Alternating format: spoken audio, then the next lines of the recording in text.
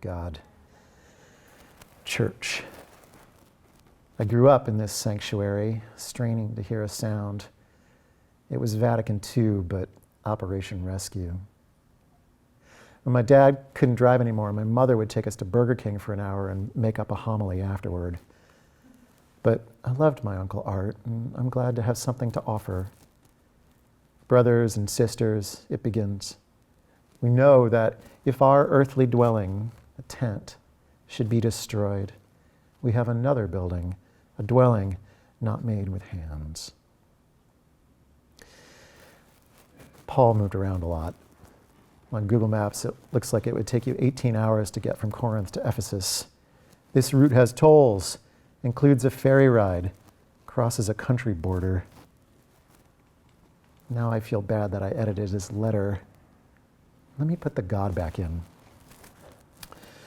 Looking down at the assembled, I can see the front door open. To see the light is almost to walk down the aisle. I could so easily have been that priest after services on some broad lawn in a summer breeze, thinking with satisfaction how the Lord made the birches. But I'm on the road back home. It's not the flooding, is it? Or the fires. It's not the mass extinction. It's what kind of struggle will this be? And what will we become? What I mean is, will the terminal pressure on the way the rich make us make value pit us all against each other? Also, will we mutate fast enough? The Goldilocks in me is always trying to imagine a remediated future where everything is just the right price.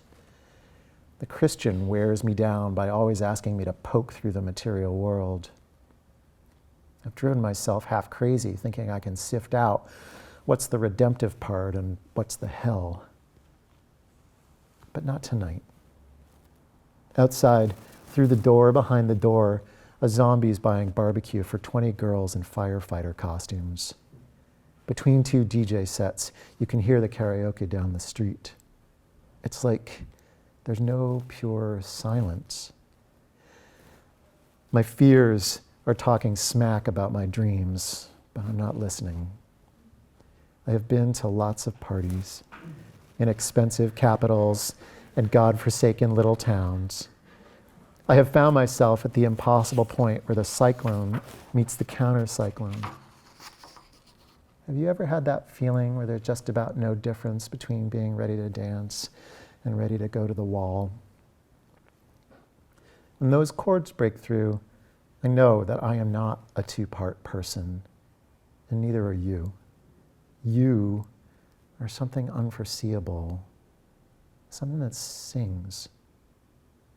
Oh, my friends, it's going down, and we may not survive, but liberation beckons in all things.